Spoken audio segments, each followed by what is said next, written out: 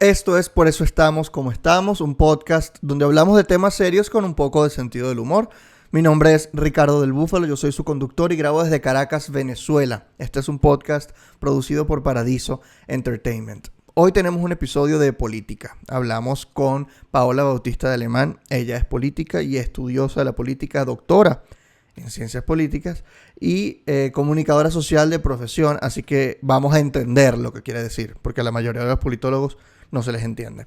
Paola nos explica lo que está en su nuevo libro, del cual ella es editora, se llama Autocracias del siglo XXI, Caso Venezuela, donde hay varios autores que analizan cómo se maneja el poder hoy en día en Venezuela, cómo Venezuela ahorita es un estado fallido, un estado colapsado, un estado gangsteril, que yo nunca había escuchado ese término, existe.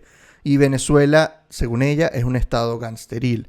Le pregunto sobre cómo podemos avanzar nosotros como ciudadanos que no tenemos ningún poder de toma de decisión sobre cómo se maneja la política. Le pregunto cómo mantener la esperanza, cómo hacer un aprendizaje democrático de lo que nos está pasando, del aprendizaje autocrático del régimen de Maduro. Le pregunto si se puede hacer elecciones en un estado como el nuestro y nos da algunas referencias de casos que ha ocurrido en Nigeria, en Kenia. Nos dice que cómo ocurrieron las cosas allá con unas elecciones en un estado fallido y pues lo que podemos aprender de eso. En teoría dice que no se puede, pero les dejo que ella les responda. También le pregunto obviamente sobre el caso de Capriles, que intentó hacer un acercamiento a las elecciones que al final no logró, porque ella también es miembro de Primera Justicia, es dirigente, o mejor dicho, presidenta de la Red Forma, que es un instituto de estudios políticos, que fue el que sacó este libro del cual ella nos habló. Así que, sin más preámbulos, los dejo con la entrevista con Paola Bautista de Alemán. Paola, bienvenida al podcast. ¿Cómo estás? Bien, y tú, Ricardo, gracias por la invitación. No, con gusto. Estamos conversando desde hace rato sobre tu libro, Autocracias del siglo XXI, Caso Venezuela, a ver si se lee un poquito mejor por aquí, que eres la editora de este libro. Y me llamó mucho la atención muchos de los textos que hay allí, que no solo eres la única autora, hay más de 20 artículos de distintos autores, pero es un libro netamente político y que busca, a través del conocimiento de la ciencia política, busca dar como un statement y clarificar o tipificar bien qué es el Estado venezolano, qué es Venezuela en el 2020, para explicárselo tanto a los venezolanos como al mundo. Así lo percibo yo. Y parte de los conceptos que me interesan muchísimo que conversas, que dan en el libro, es el concepto de resiliencia autoritaria. Porque uno está acostumbrado a escuchar que la resiliencia es un concepto positivo, que los venezolanos somos resilientes porque resistimos al gobierno. Pero resulta que la resiliencia también se aplica a los gobiernos. O sea, es como una manera bonita de decir, hierba mala nunca muere, ¿no? Entonces quería que nos explicaras un poquito de qué va esta resiliencia autoritaria. Sí, nosotros llegamos al concepto de resiliencia autoritaria por 3 vías. A través de la línea de investigación internacional, que es la que lleva la profesora Elsa Cardoso, a través de la línea de estudio del Estado gangsteril, que es la que llevo yo, y a través de la línea de estudio político, que es la que lleva Juan Miguel Mateus. Y la resiliencia autoritaria es un proceso en el que se identifica por fases. La primera fase es cuando el autoritarismo o el sistema no democrático se encuentra en un estado de necesidad, es decir, cuando en el entorno hay algo que atenta en contra de su posesión del poder. Ese estado de necesidad le obliga a tomar medidas para superarlo. Esa es la segunda fase. Luego que toma medidas para superarlo, y esta es la parte que es muy interesante, hay un aprendizaje autocrático. Es decir, ellos ven que si vuelve a repetirse una ocasión similar y las medidas que tomaron fueron efectivas, lo más probable es que respondan de la misma manera. Y de esa manera ocurre la resiliencia, que la resiliencia es un término que nosotros tomamos de la psicología y es reponerse de un momento que pueda interpelarte, que pueda suponer riesgo y sacar de ahí beneficios. Lo que saca el régimen autocrático es aprendizaje acumulativo que le permite mantenerse en el poder. O sea, aprenden a ser dictadores siendo dictadores.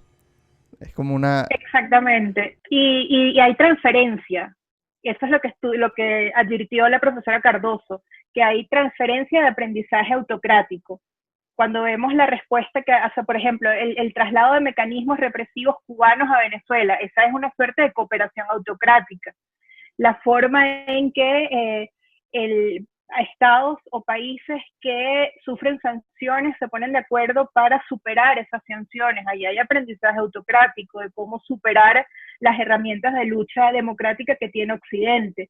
De modo que el concepto de resiliencia es un concepto muy útil, es un concepto muy interesante que se apalanca en el concepto de aprendizaje autoritario y que sobre todo invita a quienes luchamos por la democracia a crecer en aprendizaje democrático. Es decir, si nosotros podemos advertir las dinámicas y los modos en el que responde, eso también nos da una oportunidad de tener reacciones más audaces frente al avance de este tipo de sistemas. Claro, es como ir adaptándose a la situación. Pero ¿no te parece que la sociedad venezolana, al irse adaptando, de alguna manera ha ido perdiendo, bueno, pierde su libertad porque el régimen es autocrático, ¿no? Y dictatorial. Pero en la medida en que se adapta, desde el punto de vista, por ejemplo, económico, que se adapta a las nuevas maneras de hacer las cosas, o desde el punto de vista incluso político, que la gente se adapta a dejar de alzar la voz, ¿no te parece que esa adaptación nos hace ser menos libres o querer luchar menos por la libertad? ¿Cómo eso nos afecta a nosotros como sociedad, ese aprendizaje? Sí, la adaptación, bueno, es que cuando me refiero a aprendizaje no me refiero tanto al aprendizaje de los ciudadanos, ¿no? De las personas que viven en este país. Cuando me refiero a aprendizaje autocrático, me refiero al régimen que perfecciona su capacidad de dominación. Esto que tú comentas, hay dos autores que lo abordan de distintas maneras y que a mí me gustan mucho. Uno es que quizás lo has leído, Sándor Márai, que bueno, que es el Premio Nobel de Literatura húngaro, en su biografía, que se llama Tierra, Tierra, él describe cómo Hungría se va adaptando al comunismo, y de hecho él decide irse del país cuando el silencio no era suficiente, porque él era un escritor muy renombrado, y el régimen le pide, él le había guardado silencio, nada de lo que escribía lo publicaba, y él decide irse cuando el régimen le dice tienes que publicar. Entonces esa frase famosa del libro, cuando él dice me fui cuando el silencio no era suficiente, ¿no? Y él describe muy bonito el proceso, bueno, muy bonito desde el punto de vista literario, ¿no? Muy triste desde el punto de vista humano, pero describe muy bien ese proceso de adaptación que desgasta el alma humana y que hace que los pueblos se vayan consumiendo a sí mismos. Esto también lo describe muy bien Solzhenitsyn, Alexandra Alexievich también lo describe de manera muy bonita. O sea, digamos, en la literatura eso se ve de manera muy bonita. Y luego, desde el punto de vista teórico-político, hay un pensador cubano que se llama Dagoberto Valdés, que habla del daño antropológico que impone este tipo de sistemas de corte totalitario al alma humana. Y Dagoberto Valdés dice que el daño antropológico es cuando el régimen hace que las personas, lo que tú dices, que pierdan su libertad, que atenúen su juicio, o sea, o que cada vez se vayan, bueno, no es tan malo, pudiera ser peor, o sea, que atenúen el juicio de valor frente a lo trágico que están viviendo, que se priven sus deseos de libertad, y sobre todo eso merma lo que es su dignidad y la capacidad que tiene de pensarse en el futuro de mejor manera, o sea, la virtud de la magnanimidad, ¿no? De cómo nosotros no pensamos en el bien que podemos ser. De modo que esta es una de las grandes heridas que dejan este tipo de regímenes. Creo que el trabajo que haces tú, por ejemplo, desde tu trinchera, el trabajo que hacemos nosotros desde Forma o en los partidos políticos, es justamente un muro de contención frente a esas consecuencias. Y la identificación de esas consecuencias ciertamente es un compromiso con el futuro y del tamaño del daño que vamos a tener que reparar. Y en cuanto al aprendizaje democrático, que lo mencionabas hace un rato, es el aprendizaje de saber identificar cómo opera el régimen, qué es lo que censura, qué es lo que persigue, cómo lo hace. ese aprendizaje democrático implica algo que comentabas en uno de tus ensayos, que es sobrevivir en cuerpo y alma, que ese es uno de los aprendizajes que tienen que hacer los políticos y los partidos en general, que sobrevivir en cuerpo y alma implica mantener el cuerpo alejado de las prisiones de alguna manera, mantenerte sano y salvo como líder, ¿no? Mantenerte lejos de la ira del opresor y al mismo tiempo en alma es mantenerte pues con la perseverancia de querer un país mejor, de querer la libertad. ¿Cómo están ahorita operando desde Forma, que es el Instituto de Estudios Políticos que tú presides, y desde los partidos políticos? Tengo entendido que también eres miembro de la Dirección Nacional de Primero Justicia. ¿Cómo se le está enseñando a los jóvenes, a los nuevos políticos, a sobrevivir en cuerpo y alma? Sí, esa cita proteger el cuerpo y el alma del partido es de la biografía de don Patricio Aylwin, que es el primer presidente de la democracia chilena después de la dictadura de Augusto Pinochet. Es una biografía preciosa, la verdad, donde él reflexiona cómo sobrevivió el PDC, el Partido Demócrata Cristiano Chileno, ante lo que él llama la ira de los poderosos, ¿no? Que era, bueno, la dictadura de Augusto Pinochet. Y eso es muy importante porque digamos, la lucha fundamental de este momento que nosotros estamos viviendo, el espacio más íntimo en donde se desarrolla el problema, es en la conciencia de cada una de las personas que luchan. Y un partido político o una organización civil es una comunidad de personas que están unidas por un pensamiento, que están unidas por una visión de futuro y que apalancados en esas ideas luchan por alcanzarlas. En democracia, la expresión material de esa lucha es ganar elecciones. Cuando una persona en democracia entra a militar en un partido político o tiene vocación política, la expresión concreta de triunfo o de poder es llegar al poder, ¿no? Por vía electoral. En dictadura, esa situación cambia. Y de alguna manera la vocación política se expande, porque no tiene el límite del cargo, porque no hay límite, porque al final la finalidad de tu entrega hacia lo público es alcanzar la democracia y la libertad. Cuando tú me preguntas, bueno, ¿cómo proteger el cuerpo y el alma del partido? Bueno, fortaleciendo esas ideas que nos unen y que nos mueven y trascender a las coyunturas que intentan limitar la generosidad de nuestra entrega.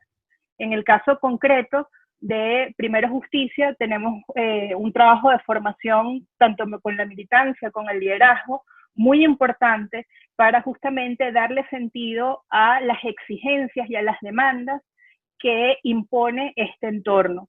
Nosotros somos políticos y somos venezolanos que luchamos en un entorno no democrático y eso impone riesgos físicos, riesgos morales, bueno, luchas muy internas, muy existenciales. Y por eso la forma de proteger tanto el cuerpo como el alma es ofrecerle sentido al sufrimiento, porque el cuerpo sin alma está muerto y el alma sin cuerpo es un espanto. Entonces tienen que acompasarse ambas cosas. Y una de las maneras de buscar sentido a ese sufrimiento es que la premonición del futuro, o sea, saber que va a llegar algún día la democracia, saber que la libertad siempre llega, o cómo le han encontrado sentido a tanta persecución desde el punto de vista político. Bueno, hay un asunto que es muy importante, que es el conocimiento de la historia, ¿no? Hay algo que da certeza a la lucha, es reconocer personas o instituciones que han padecido lo mismo que nosotros hemos padecido y han salido adelante. En la historia hay muchas referencias de organizaciones políticas y de políticos que han padecido grave persecución y que han salido adelante y que incluso posteriormente han llegado a ser gobierno durante mucho tiempo. Acá en Venezuela tenemos el testimonio de Acción Democrática, por ejemplo, que entre el 48 y el 58 estuvieron ilegalizados. En España está, por ejemplo, el caso del PSOE, que estuvo 40 años bajo la sombra y muy, muy, muy perseguido y bueno, y fueron los interlocutores en el momento de la transición y después de Adolfo Suárez, Felipe González llega al poder y gobierna por más de una década. De modo que el conocimiento de la historia ofrece esperanza, porque son hechos palpables, hechos reales, en los cuales nos podemos ver identificados, por supuesto, con la, digamos, sin que haya un paralelismo exacto, ¿no? Sino Ujú. entendiendo que, bueno, siglo XXI, todas las cosas que estamos viviendo. Otro asunto que ayuda a mantener la esperanza en un sentido responsable, es decir, no es autoayuda, ¿no? Porque tampoco es Claro, claro. decir, o sea, son cosas que tienen sustento, ¿no? Sí. Es esperanza responsable, es que el asunto por el que estamos luchando vale la pena en sí mismo. Es como una persona que tiene cáncer. Cuando una Ujú. persona tiene cáncer, le dan un diagnóstico que está muy mal y le ofrecen un tratamiento que también es doloroso en sí mismo. Y la persona no se cuestiona el tratamiento porque su vida vale la pena. En el caso de la lucha política, en el caso de Venezuela es lo mismo. Digamos, como el fin vale la pena, los sacrificios encuentran sentido. Y ese es como un segundo aspecto. Y un tercer aspecto que es muy importante es el cultivo de la comunidad. Cuando uno estudia movimientos políticos que han sobrevivido a estos embates que buscan desarticular, atomizar, aislar a la sociedad, que nos pongamos en modo sálvese quien pueda y que nadie piense en la persona que tiene al lado. El mejor antídoto en contra de eso es el cultivo de la comunidad, una comunidad que esté apalancada en fines comunes trascendentes, en el concepto de nación, en qué es lo que nos une como venezolanos, que estemos muy juntos, muy unidos, empáticamente en todos los dolores que estamos padeciendo ahorita y que esa unidad en el dolor nos haga a todos partícipes del gozo que eventualmente vamos a compartir juntos. Yo te escucho y puedo compartir contigo todo eso y lo entiendo y lo valoro, pero mucha gente está decepcionada. Lo sé porque lo he escuchado, amigos, personas que no les interesa la política, que me suelen decir, ¿para qué tú te metes tanto en eso? Porque yo valoro justamente todo eso que has comentado. Sé la existencia del tratamiento doloroso para llegar a la democracia. No va a ser completamente tranquilo, nos vamos a tener que tragar sapos, va a salir gente libre impunemente. Sé que eso puede pasar y yo estoy también luchando para que sencillamente algún día vuelva la libertad, porque en el fondo vale la pena, como tú lo comentabas. Pero existe este divorcio entre la clase política y la sociedad venezolana. No sé si es que no han sabido comunicar cómo son esos tratamientos, que en realidad no son cosas de que van a pasar en unos meses, de ponerle fecha al cambio, que siempre creo que es un error. Pero ¿qué crees en qué ha fallado la dirigencia opositora en comunicarle a la gente que de verdad están trabajando, que en realidad no son unos vendidos como la mayoría lo piensa, o algunos sí son vendidos, como Luis Parra? Tú comentabas en uno de tus ensayos que la política es una de las formas más excelsas de la caridad. Y bueno, Luis Parra cuenta la caridad en efectivo. Pero ¿cómo uno se puede diferenciar y decir, bueno, esta gente que es corrupta, está muy claro que es corrupta, han salido las investigaciones, pero la gran mayoría de una militancia de un partido son venezolanos comunes y corrientes, venezolanos que no tienen agua, que no tienen luz, que no tienen línea telefónica, que no tienen internet ni siquiera para comunicarse? Entonces, ¿cómo le comunica uno a la sociedad civil que los partidos sí están haciendo el trabajo? O más bien, ¿cuáles han sido las fallas de los partidos o de la dirigencia para comunicarse con la gente? Sí, hay un discurso que tú seguramente lo has leído, porque no te conozco mucho, pero veo que, bueno, que te gusta la historia de Venezuela y que eres una persona con cultura política, que es el discurso de Luis Castro Leiva el 23 de enero de 1999. Mm. Y en ese discurso, Luis Castro, que me parece que es una de las mentes más brillantes que tuvo este país y que lamentablemente se nos fue muy pronto, Luis Castro Leiva hace un juicio muy duro tanto a los políticos como a la sociedad, ¿no? A los políticos porque dejaron de hacer política y a la sociedad porque se desprendió de lo público. Hay una frase muy dura que dice, bueno, la sociedad que tira la mano de la vergüenza y ahorita no me acuerdo la cita, bueno, tira la piedra de la vergüenza y esconde la mano de la responsabilidad. Creo que es la cita que Imagínate. emplea Luis Castro Leiva en ese momento. ¿Qué quiero decir yo con esto?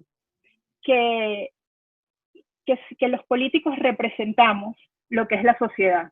Es difícil tener unos políticos ilustres y tener a una sociedad marginal, o a una sociedad marginal y a unos políticos ilustres. Se acompasa, político y sociedad nos acompasamos. En la vida política hay lo mismo que encontramos en la sociedad, igualito, virtudes, defectos, de todo tipo, luces y sombras, sin ningún tipo de distinción.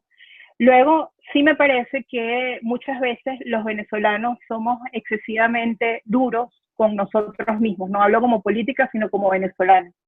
Los venezolanos tenemos 20 años de lucha heroica en contra de un régimen que ha querido aniquilar lo que es nuestra libertad de conciencia, y que solamente no ha podido avanzar porque existen personas que resisten y que han dado la vida por eso.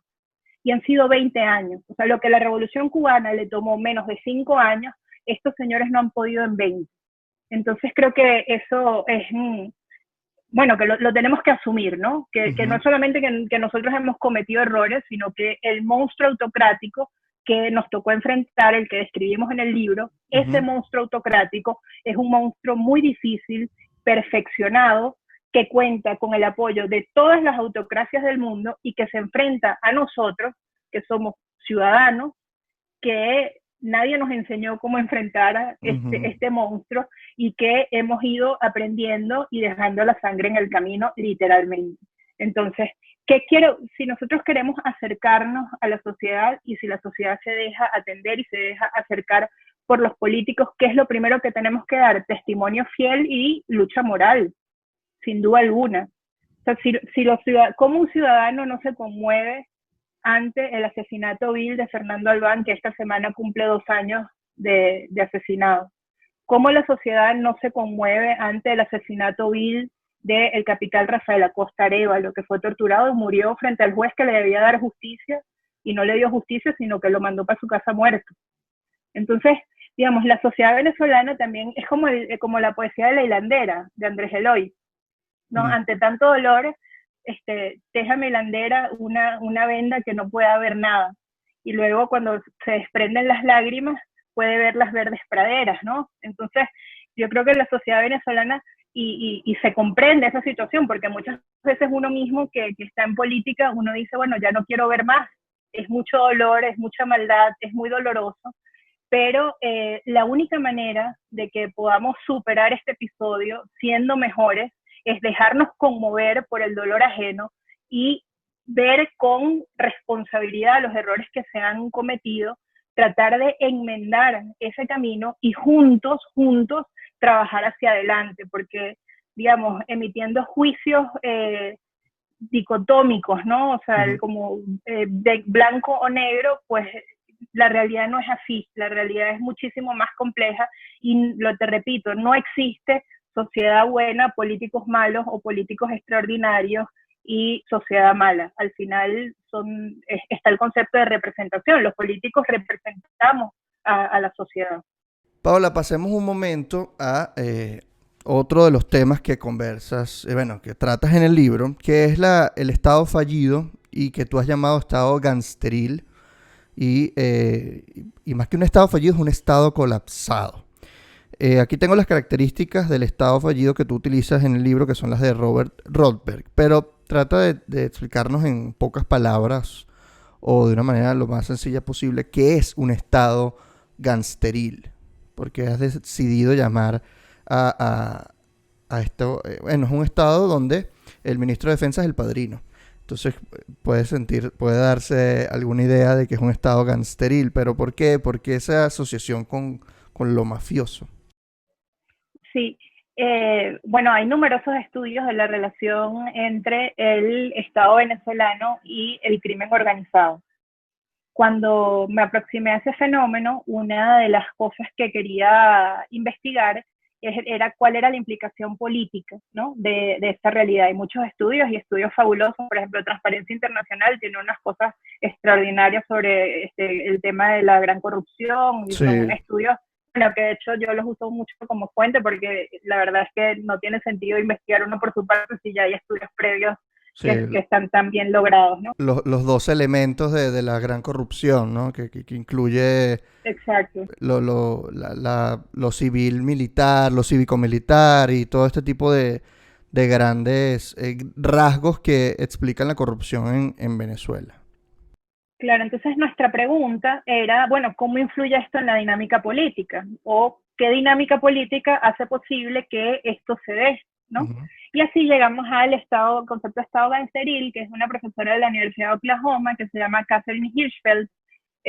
Bueno, nos pusimos en contacto con ella, trabajamos un poco con ella, y el estado gangsteril es cuando las estructuras del Estado están al servicio de redes criminales. Entonces, un Estado gangsteril tiene un desarrollo territorial, es decir, el Estado toma un desarrollo territorial. En ese desarrollo del Estado territorial hay actores formales y hay actores informales.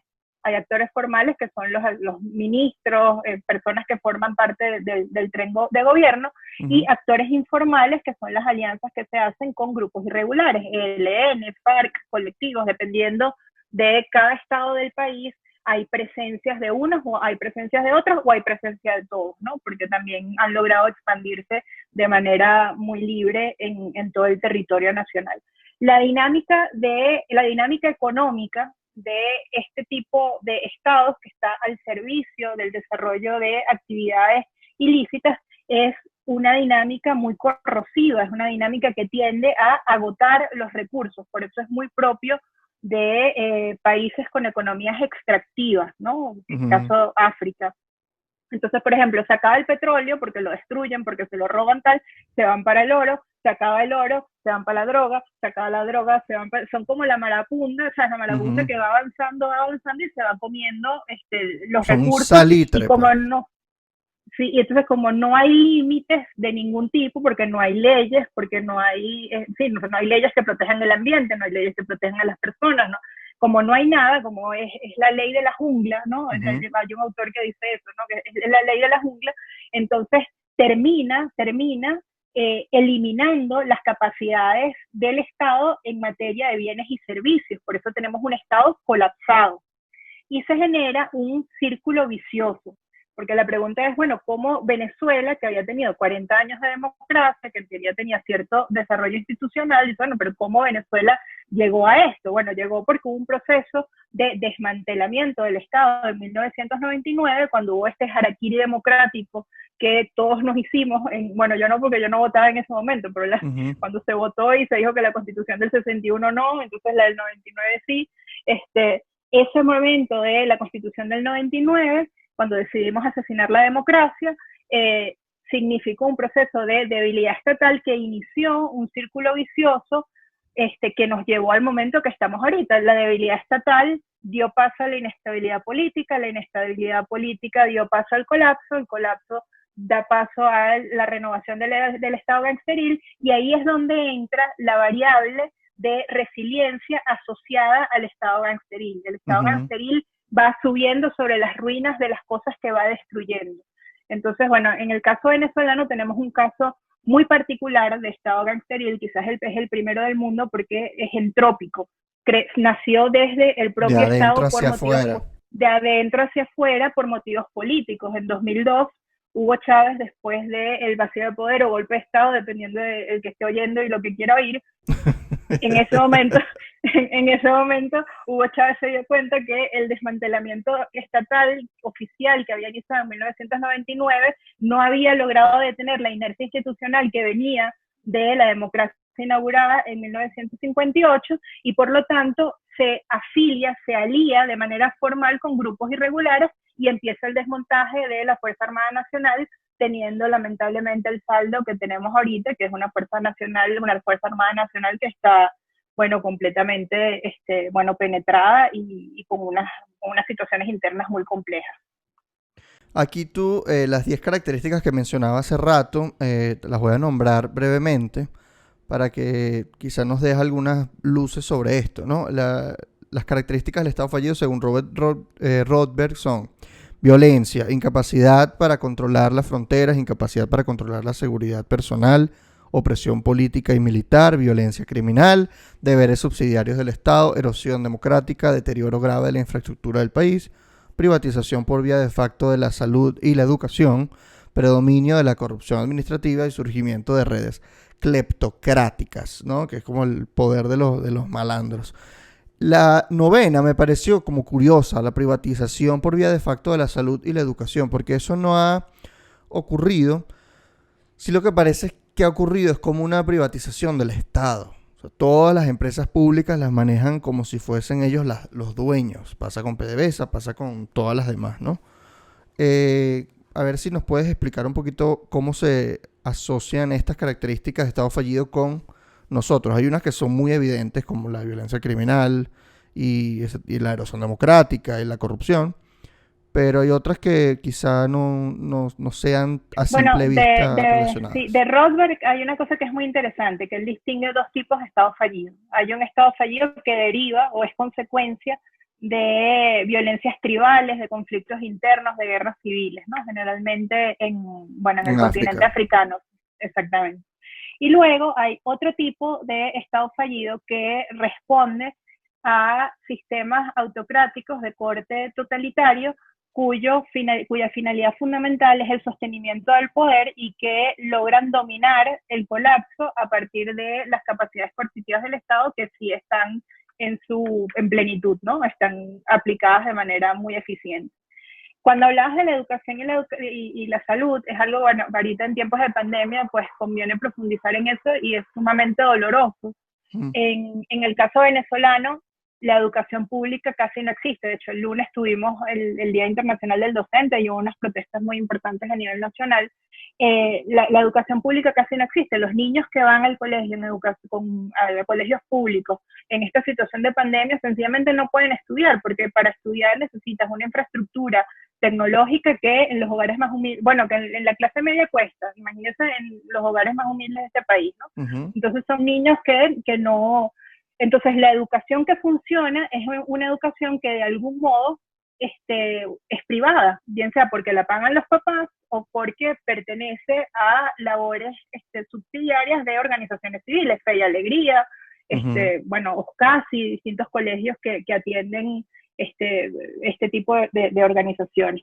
Y lo mismo en temas de salud y lo mismo en temas de educación. Entonces, lo que habla Rothbard de privatización está relacionada con el abandono, el Mm. abandono de las capacidades, las responsabilidades estatales asociadas a bienes y servicios por parte del Estado y que eso lo asume un sector de la sociedad, pero que hay una cultura del descarte, porque estas iniciativas, que son buenísimas y que son necesarias, nunca podrán sustituir la labor del Estado. Entonces, ¿qué tenemos consecuencia de eso? Consecuencia de esto tenemos el territorio devastado que es nuestro país, que son niños que se mueren de hambre, son personas que se mueren de mengua, generaciones que crecen con una desigualdad abismal, abismal, e incluso quizás que no se puede subsanar en el futuro, porque un niño que no estudia luego lamentablemente tiene el futuro castrado, no puede ver hacia adelante. De modo que el caso venezolano es un caso de Estado colapsado, de naturaleza autocrática férrea, en donde al Estado no le interesa que su gente se salve o estudie, sino solamente permanecer en el poder. ¿Cómo consigues la esperanza tú, Paola? De- eh, Describiendo todo esto, ¿cómo haces para no separarlo, tu curiosidad intelectual, tu búsqueda profesional, con lo emocional? ¿Cómo puedes hacerlo? Bueno, tú sabes que eso es una cosa, en la introducción lo escribí un poco, ¿no? Ujú. Que uno de nuestros propósitos como políticos y como intelectuales, porque una de las particularidades que tiene Forma y que tiene quienes escribimos en este libro es que somos políticos con vena intelectual, ¿no? No, Ujú. no son artículos netamente académicos, ni tampoco son artículos netamente Político. divulgativos, son artículos de personas de la acción política que pasan la realidad a través de la acción, pero la ven desde los ojos que ofrece el trabajo intelectual. Y una de las cosas que nosotros siempre nos hemos propuesto es que aquello que nos permite advertir la inteligencia nunca alimente el desánimo. Es un trabajo muy racional y de rectificar y de ver donde vemos un problema, inyectar la virtud de la magnanimidad para poder verlo ya en su fase de solución.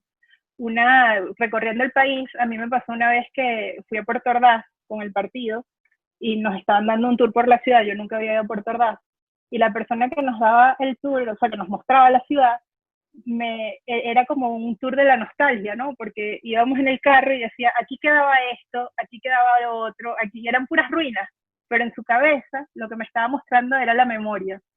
Y mi primer impulso fue, por supuesto, tristeza, ¿no? De ver un estado que era espectacular y que Dios le dio todo y que estaba absolutamente destruido.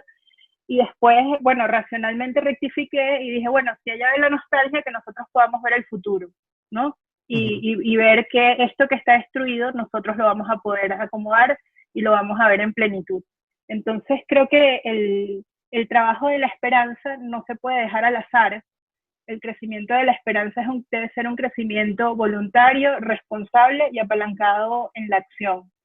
Si no hacemos nada, lo más probable es que nos deprimamos.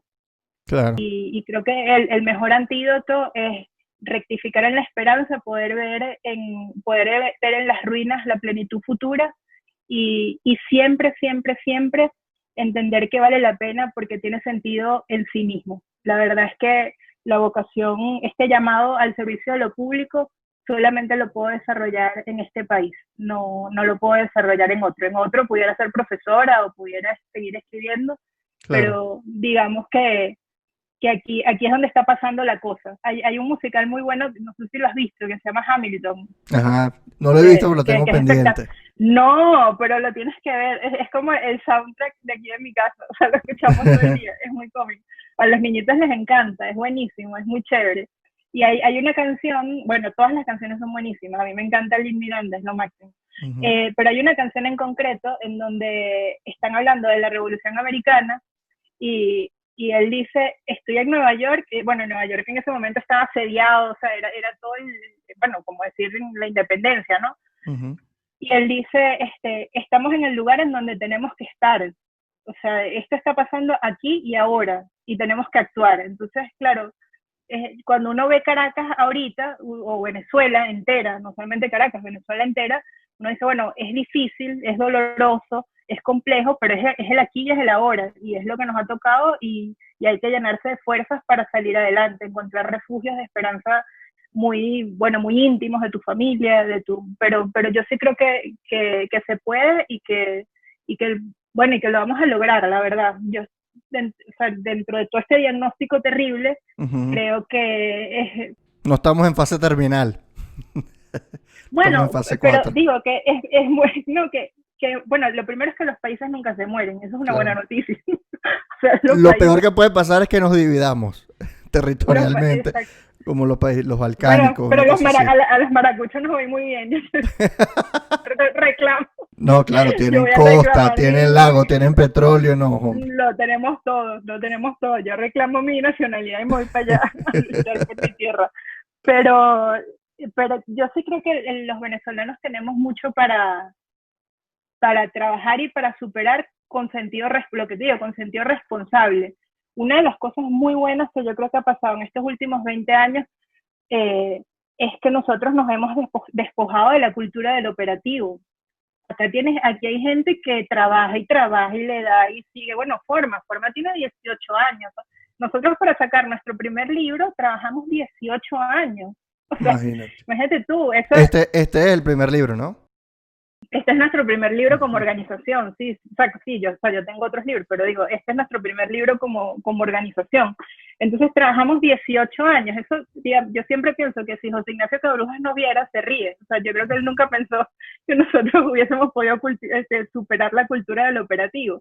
Pero bueno, hay gente en este país que por todo esto que hemos sufrido, pues ha superado trabas culturales que antes eran como muros de contención para el desarrollo virtuoso y que ahora estamos echando para adelante. y yo sí cultivo la esperanza racionalmente, no le dejo nada al ánimo, nada, porque si fuera por el ánimo, pues amaneceríamos deprimidos todos los días. Yo trato de hacer eso también, pero a veces me pega, a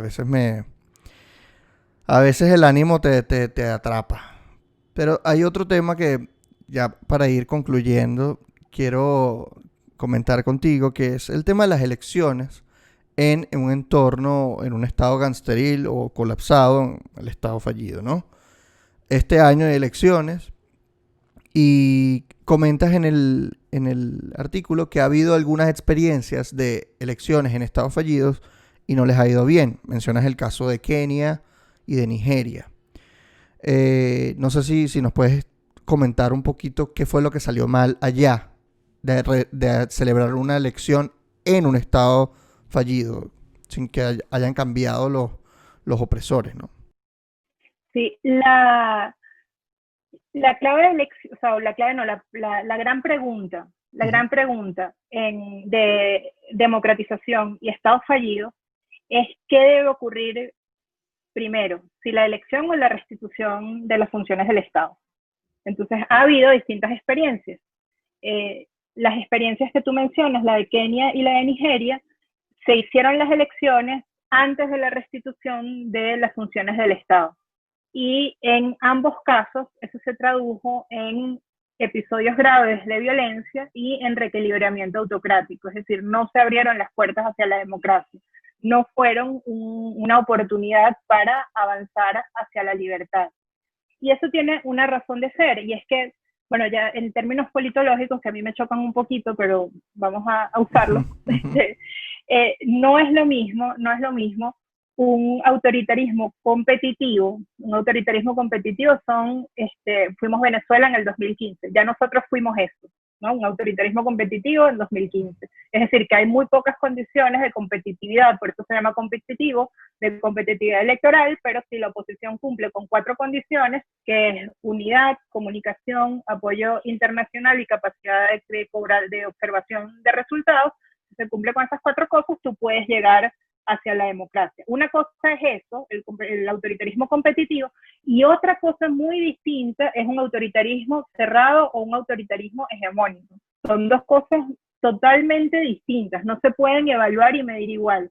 A mí me parece que acá en el país, en Venezuela, hay algunos análisis que se acercan al escenario electoral partiendo de un diagnóstico de competitividad y no de un diagnóstico de un autoritarismo hegemónico. Creo que ahí es donde se puede corregir desde el punto de vista teórico o politológico, pero la verdad es que el sentido común, cuando uno habla con la gente en las regiones, contigo, o sea, con cualquier persona que uno habla, la gente te dice, mira, esto es muy duro, o sea, ¿cómo nosotros vamos a competir así? Si es que, Claro. Bueno, ¿cómo vamos a defender el voto? ¿Cómo, si ni siquiera tenemos ¿Cómo patrón vamos electoral? cómo vamos a ir a votar? ¿Por qué partido? ¿Con qué gasolina? ¿Con qué Claro, mensaje de texto?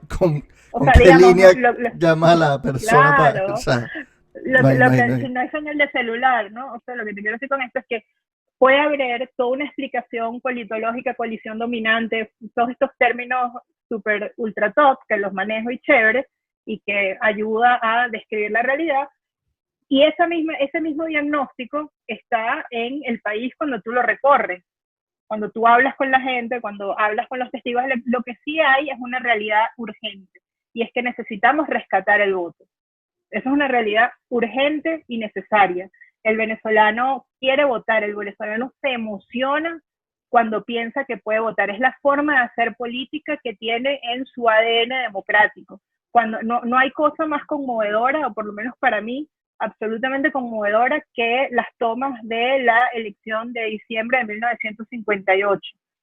Son la gente vestida de domingo, yendo a su centro electoral, votando con alegría, mostrando, o sea, eso es algo, y yo estoy segura, y la verdad es que me emociono, o sea, estoy segura que el día que nosotros nos levantemos y vayamos a votar y tengamos algún encargo en una mesa de votación por allá votada para recoger esos votos y llevarlos, va a ser uno de los días más felices de nuestra vida. Sí, bueno, eso va a ser, ojalá eso pase pronto. Pero escuchando tu diagnóstico y esta, digamos, esta reflexión sobre las elecciones antes o después, ¿Ha habido elecciones exitosas después de los estados fallidos, de alguna manera, después de que se restituyó la coalición dominante? O sea, ¿cómo funciona eso? O sea, ¿cómo vamos a hacer? Tenemos que pelear por un CNE confiable, pero ¿cómo se hace si desde las instituciones que ya teníamos no se hizo a través de la Asamblea Nacional porque el chavismo retrasó todo el nombramiento hasta que al final hicieron lo que hicieron, que cambiaron los rectores? ¿Cómo hace uno entonces para entrar en ese juego y poder cambiarlo? Sí, creo que es muy importante la organización ciudadana con fines políticos concretos. Es decir, que todas aquellas organizaciones con fines políticos, con fines sociales y con fines electorales que existen en el país, tengamos una campaña fuerte para la restitución del voto en el escenario que tenemos ahora. Es decir, es un escenario, bueno, 2021 pinta muy difícil, la verdad. Uh-huh. Es un escenario extraordinario en Venezuela. Es la primera vez desde 1958 que los venezolanos no vamos a tener representación política formal, sin entrar en todo el tema de extensión de la legislatura, que bueno, que ya se resolverá, Uh-huh. pero lo cierto es que los venezolanos, después de haberse terminado el periodo de la Asamblea Nacional que se escogió en 2015, la opción sería la extensión o la ausencia de representación, ¿no? Uh-huh. No tendríamos representación política. Y eso es ya un signo de, ya no de erosión democrática, sino de escenario Aniquilación. autocrático, sí, o sea, absolutamente radical. Y cuando se acaba, bueno, eso por un lado, pero por otro lado también se presenta un desafío, y el desafío es la construcción de la representación real de nuestro país. Cuando tú me preguntabas sobre cómo convencer a la ciudadanía para entrar en política, bueno, trabajando con la gente, dando testimonio, menos verbo y más acción. Eso es lo que se necesita, la construcción de una representación real. Cuando uno lee lo que son los liderazgos políticos que han superado al comunismo en Europa del Este, un Lech Walesa, un Václav Havel, un Marc Lar, todas estas personas no tenían representación política formal. Era representación política real que lograba aglutinar a la sociedad y animar a esfuerzos unitarios y conjuntos en aras de la libertad. Entonces, ese es el escenario que nosotros tenemos ahorita. Tenemos frente a nosotros un horizonte devastador y devastado, digamos, en ambos sentidos, que está buscando y que está ansioso de tener un elemento que los represente realmente, un elemento, unos actores políticos, un sector político que los represente. Y creo que en la medida en que las instituciones que actualmente existen puedan recoger esas ansias, podrá ser ganancia para nuestro país, porque es preservación de condiciones predemocráticas que permitan el avance institucional una vez que se dé la liberación, porque lo peor que nos pudiera pasar es que ganemos la libertad y que después naufraguemos en la intención de inaugurar la democracia. Claro. Que es lo que pasó en la primavera árabe, salvo en Túnez, ¿no? Y en Túnez pudo echar para adelante porque tenían partidos políticos. En los otros países no. Y en el caso de Capriles, que intentó esta exploración de las elecciones, que criticó muy duro el gobierno de Juan Guaidó, y contradijo la posición del partido. Eso me hizo preguntarme a mí por qué Primera Justicia no expulsó a Capriles por llamar a elecciones, a pesar de que él no se estaba lanzando por razones obvias, porque está inhabilitado, ¿no? Pero eso me pareció como una contradicción. Sí, el señor Capriles emprendió un proceso exploratorio para cambiar el rumbo de los acontecimientos, que fue un proceso exploratorio que, por lo que él le comentó al partido, respondía a su libre conciencia, es decir, él pensaba que en ese momento eso es lo que se debía hacer. Nuestro partido, Primero Justicia, sacó un comunicado expresando su respaldo a la presidencia interina y 4 días después firmamos el acuerdo unitario. Luego, esta iniciativa exploratoria del señor Capriles no llegó a buen puerto, porque, bueno, luego la Unión Europea, pues, sacó su comunicado diciendo que no habría elecciones y él mismo Se echó dijo para que atrás. se apegaba a eso. Y bueno, eso quedó en una acción absolutamente exploratoria, que creo que lo que se puede rescatar es la necesidad de la recuperación del voto, que creo que es algo que nos une a todos los venezolanos. Sí, claro, o sea, era como, en ese sentido, echarse para atrás fue una buena señal de que no se iba a prestar para la farsa, pero, o sea, sí sentí que el partido quizá debió darle como un correazo. Mira, carajito, quédate quieto. Siento que eso pudo haber sido como una Bueno, señal de disciplina que debieron darle. Ya para ir terminando, Paola, ¿qué crees que se necesite o qué dice la ciencia política o la literatura al respecto de qué necesita una oposición democrática para poder tener mejores ventajas, digámoslo así, o triunfar en un escenario de autoritarismo hegemónico? bueno, hay dos cosas. Cuando Ujú. uno revisa la literatura, hay dos cosas que son fundamentales. Lo primero es capacidad de organización, es decir, que los movimientos políticos, porque ya en un autoritarismo hegemónico no hay partidos políticos, sino movimientos. Entonces, que estos movimientos políticos tengan capacidad de organización y de articulación política y que eso les permita emprender acciones concretas en coyunturas determinadas, en momentos determinados. Entonces, creo que es fundamental la organización. Por eso creo que hay que privilegiar la lucha política dentro del país. Es fundamental que haya buena lucha política dentro del país. Y lo segundo es liderazgo moral, lo que mueve los corazones, lo que atenúa el miedo, lo que inspira confianza para entregarse a una lucha política existencial es la certeza de que quien tienes al lado es una persona que sea de una sola pieza, una persona que no se venda, que no tenga precio y una persona que sea capaz de entregarle todo a la lucha política con muchísima generosidad. Entonces, creo que esas son las dos cosas fundamentales que uno descubre cuando uno lee los testimonios de personas que han superado este tipo de regímenes. Organización y entereza moral. Yo quiero preguntarte quiénes son esos líderes políticos que tú ves que tienen esa reserva moral y los que tú admiras a lo largo de la historia, pero lo vamos a dejar para Patreon. Aquí vamos a terminar la entrevista y te doy gracias, Paola, por haber aceptado, pero nos vemos en Patreon para contenido exclusivo. Esto es contenido exclusivo para nuestros patroncitos. ¿Crees que las divisiones internas de la oposición pueden sobrevivir a ese tipo de quiebres? ¿Crees que hay suficiente empatía para seguir adelante? Bueno, yo espero que sí. La verdad es que no conozco demasiado cómo son esas relaciones, pero yo Mm. espero que haya suficiente madurez como para eso y más, porque el país lo demanda. Demanda una amistad cívica muy cercana entre los que tienen los destinos en sus manos. Gracias, Paola, por tu tiempo, por aceptar la entrevista. Ya tenemos más de una hora conversando y ha pasado muy rápido el tiempo, así que estuvo muy sabrosa. Y pues Buenísimo. nada, espero que busquen este libro, que les guste como a mí, se los recomiendo. Hay muchos autores, vamos a recordar algunos, los que te sepas de memoria.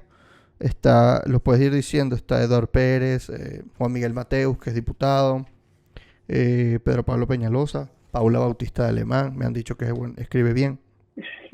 Ángel Alvarado, está Héctor Briceño, está la profesora Elsa Cardoso, Carlos, Rogelio Pérez Perdomo, Carlos Carlos García García, Soto. ajá, Miguel Ángel Martínez Meucci, Francisco Plaza, y creo que ya.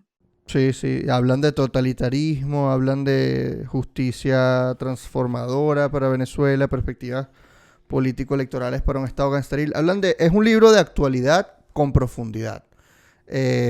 Vas a entender quizás estructuralmente el poder ahorita en Venezuela y por eso es un buen libro para leer ahora, en este año 2020 o incluso principios de 2021, los va a ayudar a ver más claramente. Es como unos lentes. Y les recomiendo que lo busquen. Gracias, Paola, por tu tiempo. Y nada. A ti, Ricardo, siempre a la orden. Siempre a la orden para estas tertulias agradables. Este fue todo el episodio de hoy. Gracias por verlo o por escucharlo. Si quieren ver más, vayan a Patreon y apoyen este podcast. Le voy a dar gracias a nuestros patroncitos: Aaron Guzmán, Alejandro Hernández, Antonio, Carla, Carlos Eduardo, Carlos Estroquia, Fernanda Leal, Gabriel Castillo, Gustavo Laguna, Jacobo Montaño, Luis Hernández, Marcel Marini, Marcela Cabrera, Melissa Marchand, Naivi Meneses, Patricia Rau, Rafael Romero, Samuel Peters y Vladimir López. Muchísimas gracias por apoyar este podcast, por verlo, por escucharlo. Pónganle 5 estrellas en Apple Podcast, que eso ayuda a posicionarlo, eso ayuda a que más gente lo consiga. Y denle like, comenten, suscríbanse, hagan todo, por favor, compártanlo. Pero no les voy a jalar bola, porque por jalar bola es que estamos como estamos.